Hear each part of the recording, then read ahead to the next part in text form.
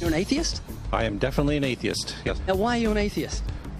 Why am I an atheist? Because there is no God. Atheism assumes that you can disprove the existence of a God. Agnostic is a more correct term, but I'm an atheist. Are you an atheist? Yeah. I am an atheist, yeah. I am, yes. I am. So you're not an atheist? No. So you're leaning that way because of evolution? Yeah. I don't believe in there's a guy in the sky that lives in the sky. You believe in evolution? Of course I do, yes. Live science says of Darwinian evolution, it can turn dinosaurs into birds, apes into humans, and amphibious mammals into whales.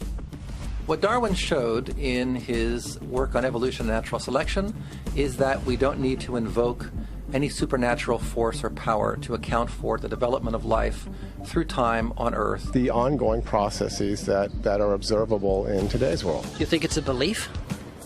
I think it's just fact. I think more like facts.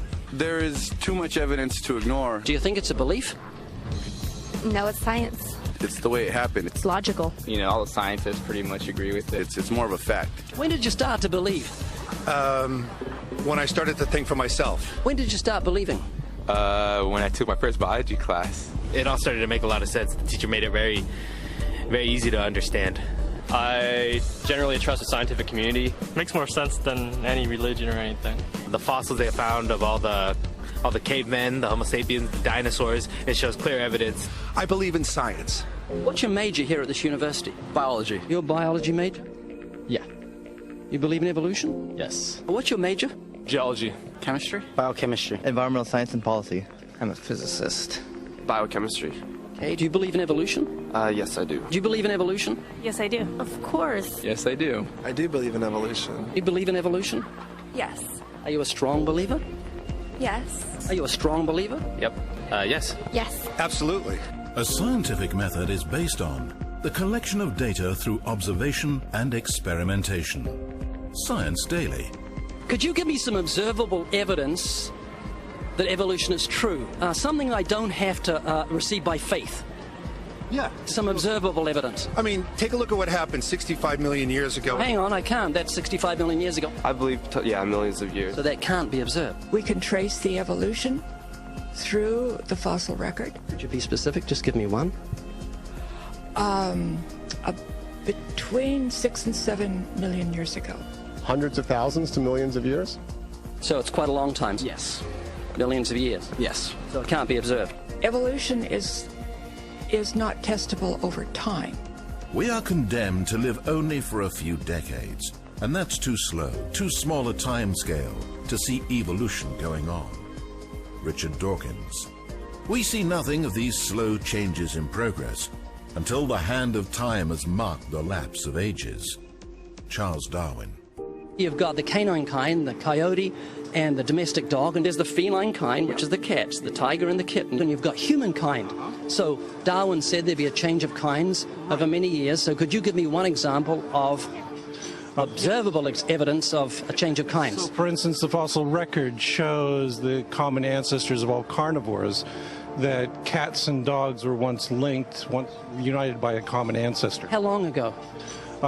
This, I believe, was like 60 million years ago. I don't want something I have to accept by faith. I want it to be observable. Observable evidence. Well, I mean, if you're just asking me here on the street, there's not really much I can tell you in terms of observable evidence. Like, we would have to really examine existing data to draw conclusions of our own. I would have to have faith then. We would have to have some amount of faith. Can you think of any observable evidence for Darwinian evolution where he said there'd be a change of kinds? Monkey to man, is that what you're talking about? Yeah, a change of kinds. I don't really believe there's any proof for that yet. Well, monkeys are the only ones with the 5th digit, like we have. Well, koalas have a 5th digit. Did you know that? I didn't know that. Think we're evolved from koalas? No. When I went to, like, Washington, D.C., I saw they had a whole exhibit just on In the Smithsonian? Yeah, in the Oh, Smithsonian. wait, so that is just like some stuffed dummies, like standing around a fire. I know that everyone talks about the missing link for humans and whatnot. I believe that there are connections that are out there that we haven't found yet. I'm going to trust what those experts did.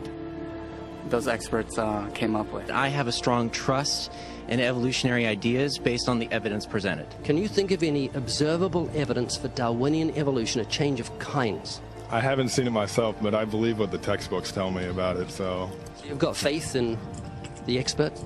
I have faith in the experts, yeah. I guess similar to how religious people have faith that God actually exists, I have faith in the experts knowing what they're talking about. The scientific method must be observable and repeatable.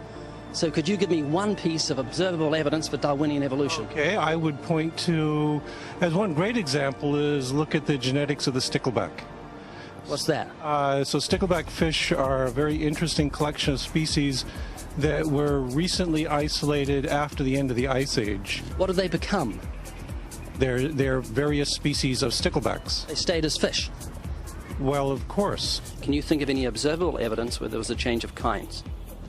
Fish. Human beings are still fish. Human beings are fish? Why, yes, of course they are. How long did that take? A couple of billions of years, millions. A couple of millions? How is that observable? It's not. We came out of the ground as a mammal, and one mammal created... Come out of the ground? Didn't we come out of the sea? Huh? Well, initially in the beginning, we came out of the ground and the sea after the great destruction of the... So did we have lungs or gills when we came out of the sea? You want to know something? Those that were in the sea, I guess, had gills, and those that were on land had lungs. But if we came out of the sea, we had gills in the sea. You want to know something? Who knows that we came out of the sea or we evolved from mammals? So you don't know? Huh? Of course I don't know. I'm accepting that they did their science correctly. Could you give me an example of Darwinian evolution, not adaptation or speciation, but a change of kinds? These are changes of kinds. They're still fish. They're distinctly different fish. We have thousands of examples. Can you give me one? I can give you thousands. Just one. For instance, I would say look at Lenski's experiments with bacteria then. So what did the bacteria become? The bacteria are still bacteria, of course. So that's not Darwinian evolution. That's not a change of kinds, is it? It is a change. It is a change in the genetic makeup of the bacteria, which is still bacteria. So what did the bacteria become? A new kind of bacterium. So it's still bacteria. There's no change of kinds. To summarize, the observable evidence that you give me for Darwinian evolution is bacteria becoming bacteria.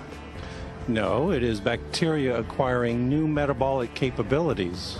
You said before that there is lots of evidence for evolution. I just want one observable evidence for Darwinian evolution. No, just one. But I gave you some. You don't want... Not some, I want one. Wait, you don't want that. I want one. Yes, I do. I'm pleading with you. You asked me to tell you when I've watched one species evolve into another. Isn't that right? No, one kind into another. There's 14 different definitions of species. So I want a change of kind. When you're talking about kinds or change in families, you're actually talking about macroevolution. You're talking about changes on the level that separate, say, cats from dogs. So could you give me any examples of Darwinian evolution? Well, when you say examples of that, then you have to sort of look at over a longer time frame. It has nothing to do with faith. Faith is something that I have to, unseen, I have to believe in. That's it, unseen. Look, right. Do you believe evolution? Of course I do. Are you a believer in evolution? Yes, I am. When did you start to believe evolution? I started to believe evolution when I started to think out for myself. Is evolution a belief? Well, you know something? Evolution is a thought process. Is coming to terms and checking out all the alternatives, like taking a look at the religion, man-made religions. Let me ask you again: is evolution a belief? No, evolution is, well, yeah. In a word, yeah, I could say it could be a belief. When you say change of kinds, you mean the evolution of one species from another or to another?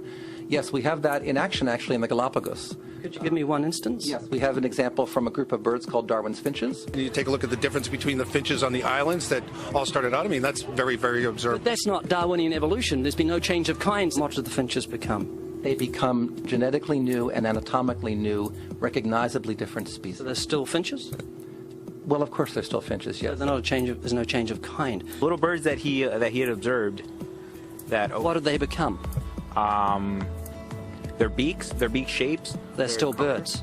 Yes. 3 finches that turn into different types of birds. They're still finches. Well, for example, Darwin and his study on evolution of the birds on the island that he went on to there. Their beaks changed? Their beaks. They're still birds. There's no change of kinds. That's within the kind. Evolution on the beaks. So that's called adaptation. It's not Darwinian evolution. There's no change of kinds. There's no different animal involved. I want something that shows me Darwin's belief in a change of kinds is scientific. Darwin spoke of a change of kind. Can you think of any observable evidence for Darwinian evolution where there's a change of kind? Change of kind. Change of kind. I'm gonna have to think about that one a little longer. You give me anything that I can see, observe, and test, which is the scientific method for Darwinian evolution, a change of kinds. Test and observe.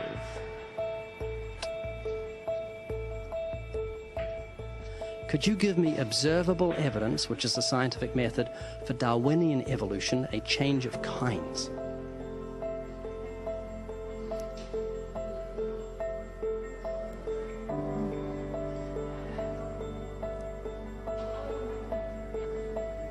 Okay, I gotta think about it. So you want the evidence of it? I would say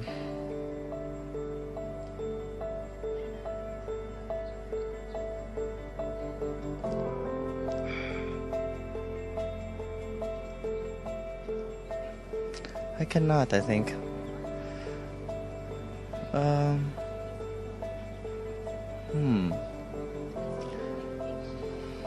It's a hard question, actually.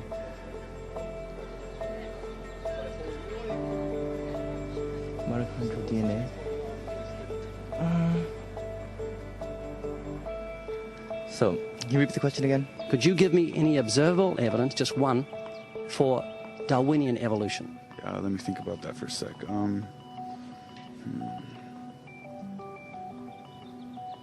Observable evidence, something where we don't have to exercise faith. Something that can be observed, like the scientific process, observable. That's a good question. That one I'm not quite sure. So you can't think of any observable evidence for evolution? No. How do you know it's true? I'm not sure. So Darwinian evolution is not observable, it's not scientific. I guess so. So it's unscientific, you can't prove it. It's scientific, actually. You could prove it. It could be proven, just... Do it for me. That's hard. That's just too broad of a... It's unobservable, that's why you need millions of years. Yes, exactly. You're trusting the biology majors and the biology professors know what they're talking about, and they can't even give me evidence of a change of kinds. Well, then there isn't one. If they don't give it, then I wouldn't say there was.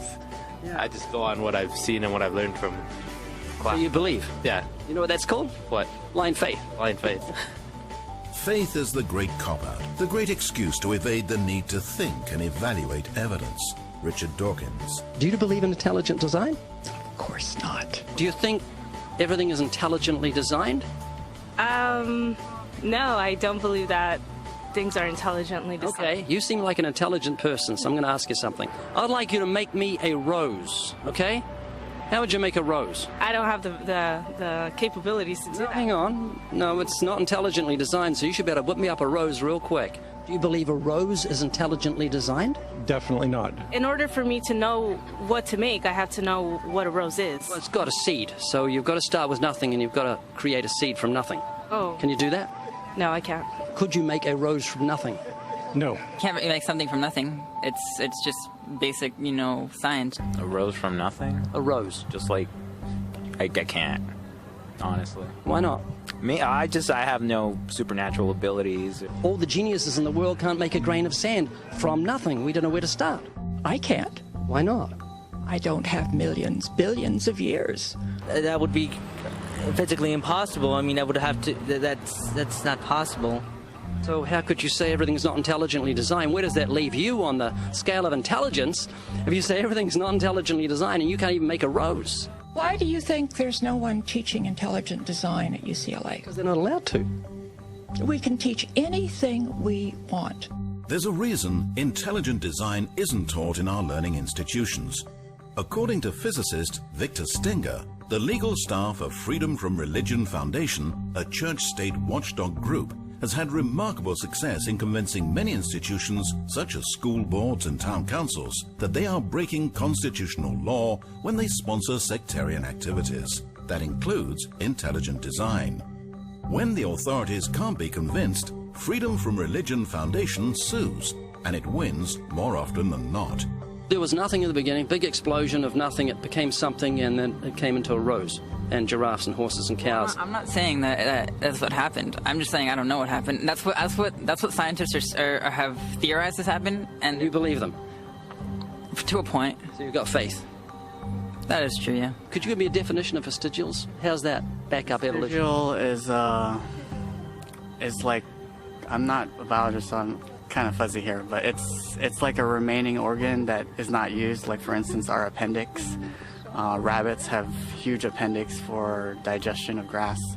We still have a vestigial appendix organ. The appendix has no use? Which we can think of right now. Your coccyx bone, that was, many people regard that as the tail of the humans. The human tailbone is said to be vestigial. That is, it's an evolutionary leftover proving that we're related to primates. However, it's not a tailbone, it's the coccyx vertebrae. The tailbone derived its name because some people believe it's a leftover part from human evolution, though the notion that the tailbone serves no purpose is wrong. The coccyx is an extremely important source of attachment for tendons, ligaments, and muscles. Evolutionists also claim that the appendix is vestigial, but it's not. The appendix is actually part of the human immune system. According to Scientific American, for years, the appendix was credited with very little physiological function. We now know, however, that the appendix serves an important role in the fetus and in young adults. Among adult humans, the appendix is now thought to be involved primarily in the immune functions. I would consider myself an atheist, yeah. Can you think of any famous atheists? I believe Neil deGrasse Tyson. Neil deGrasse Tyson said, "I can't agree to the claims by atheists that I'm one of that community." Can you name a few? Famous atheists. Apparently not. Start with Isaac Newton. Isaac Newton said, "The most beautiful system of the sun, planets and comets could only proceed from the counsel and dominion of an intelligent and powerful being." Can you think of any famous atheists? Yeah. No. A famous atheist. Yeah, a famous atheist. Yeah, my dad. He's not famous. Skeptics' websites often include examples of famous atheists in an attempt to win converts. But more often than not, the famous personalities cited are not actually atheists. This is a popular atheist poster on which are Ernest Hemingway, Abraham Lincoln, Carl Sagan, Mark Twain, Thomas Jefferson, Benjamin Franklin, Albert Einstein, and Charles Darwin, along with the words, "Atheism, good enough for these idiots." Clearly, atheism is for intellectuals. But one moment, Abraham Lincoln wasn't an atheist. He said, "I know that the Lord is always on the side of the right, but it's my constant anxiety and prayer that I and this nation should be on the Lord's side." Neither was Carl Sagan. He clearly stated, "I am an agnostic." Mark Twain hated religion, but he certainly wasn't an atheist, saying, "None of us can be as great as God, but any of us can be as good." Benjamin Franklin said, "God governs in the affairs of men." You'll find Thomas Edison listed on Celebrity Atheists, on Positive Atheism, and other atheist websites, but he wasn't an atheist. He said, "There is a great directing head of people and things, a supreme being who looks after the destinies of the world." Thomas Jefferson said, "Say nothing of my religion. It is known to myself and my God alone." Albert Einstein rejected the Bible as the Word of God and said that the Creator was unknowable and that God, being personal, was childlike. He lamented, "In view of such harmony in the cosmos, which I, with my limited human understanding, am able to recognize, there are yet people who say there is no God. Well, what really makes me angry is that they quote me to support such views." He categorically said, "I am not an atheist," and when referring to those who deny the Creator, he used the term fanatical atheists. Charles Darwin said, "I have never been an atheist." So out of the 8 famous men on the poster, there is only one who was an atheist, Ernest Hemingway. According to his biographer, back in 1961, Hemingway, quote, pushed 2 shells into the 12-gauge Boss shotgun, put the end of the barrel into his mouth, pulled the trigger, and blew out his brains. There's your poster boy when it comes to atheism. Keep in mind that even though some of these men claim to believe in God, it doesn't necessarily mean that they're believers in the one true creator revealed in the scriptures, or that they're genuine Christians. However, when atheists use theists or agnostics to promote their godless agenda, they're being dishonest. Then again, coming from those who claim that morality is relative to each person, convenient dishonesty should not be a surprise. Do you believe in moral absolutes? No, I do not. Is rape wrong? Rape is wrong in our culture, yes. And it is rape always wrong? It depends on your beginnings. If you say that you have a respect for other human beings, then yes, rape is always wrong. So there are moral absolutes. Is rape absolutely wrong? In my opinion, it is. So who makes the rules? We do. So if Hitler made the rules and he had the majority... If Hitler made the rules, yes, we would be living in a society that Hitler would consider moral, but which I would not consider moral. Did Hitler put into practice survival of the fittest? No. What was he doing then? He was murdering people. That's survival of the fittest. That's not survival of the fittest. It is. It's the lion eating the antelope. No, there's much more to evolution than just this kind of crude kill and be killed model that you have in your head. But I have seen a quote from Richard Dawkins saying, evolution in its rawest is incredibly cruel. It is. Yes. That was Hitler putting evolution into practice. That does not mean it was moral. Nobody was immoral. Nobody's claiming that evolution is a moral process. Evolution is a very harsh and cruel process. Do you believe in evolution? Yes, I do. You have a dog? Yes. Love your dog? I do love my dog. Yes, I do. I love animals. Okay. Well, your pet dog and your rotten neighbor are drowning. You'd only save one of them. Who would you save? That is a tough one. You only save one? Why are you hesitating? Oh, I think I would save my dog. I don't know why I'm really hesitating. Because I don't know. I feel like people would see me as a bad person if I said the dog. I'll save my dog. So, is your neighbor not worth saving? Well, he's not worth saving more than my dog is. I'd go with the dog. I mean, you would want to save the animal, so I would want to save my dog. Well, we're animals. I believe we're all equal. I don't think humans have like a higher place. So you think dogs are more valuable than human beings? Do you believe in evolution? Yes, I do. So it's just a matter of survival of the fittest. Your neighbor's a primate, and you've got a canine, and you like the canine more than you like the primate. Would that be right? Pretty much, yeah. I mean, survival of the fittest. I mean, survival of the fittest? Yeah, pretty much. You said you believe in evolution. So it's just a matter of survival of the fittest. Yeah. If he drowns, he drowns. Big deal. Yeah. Oh, yeah, that is true. Are you an atheist? Yeah. Any fetus is less human than an adult pig. Richard Dawkins. So you don't think God exists? More like I know. Are you comfortable talking about spiritual things? I don't know much about them because they're not really capable of knowledge. Once we're dead, we stop that. How do you know? Because it's just what the facts are. Like if you stopped breathing right now, you'd be considered dead. Jake, if you were a car and your motor got turned off, that'd be right. That's inanimate. But you're a living, biological human being with a life of God in you. We are a mechanical being because we have different parts that... Is there no life in you? Yes, there's life in me. That's your soul. One more thing, because you're a very intelligent man. Spell the word shop. Shop? Like S-H-O-P? S-H-O-P? What do you do when you come to a green light? You stop. Green light. Green light. Oh. Aha. Very good. You go. Peter, you've been a good sport. Thank you very much for talking to me. Okay. I generally don't engage creationists because it's not good for my blood pressure. So you're going to think about this? I think about it a lot, actually. Like I think about death and how fragile life is and how just in a second it could all be over and there'd be nothing.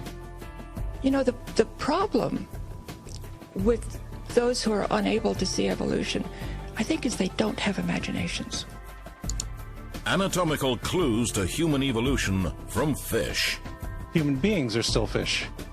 Human ears evolved from ancient fish gills. We came out of the ground as a mammal. Heavier dinosaur arms led evolution to birds. Do you think we're related to pigs? Do you think we've got a common ancestor in pigs? Yes. Proof that fearsome T-Rex evolved into a chicken. Do you think you're a primate? Yes, I am. Are you a talking primate? I am. Are you a cousin of bananas? Why, yes. When whales walked the land. I'm accepting that they did their science correctly. I generally trust the scientific community. I'm going to trust what those experts did. Those experts came up with. Darwinian evolution rests on faith. Once again, according to Richard Dawkins, faith is the great cop-out, the great excuse to evade the need to think and evaluate evidence. Darwinian evolution requires great faith. The knowledge of God, however, is clearly seen by all mankind. For since the creation of the world, his invisible attributes are clearly seen, being understood by the things that are made, even his eternal power and Godhead, so that they are without excuse.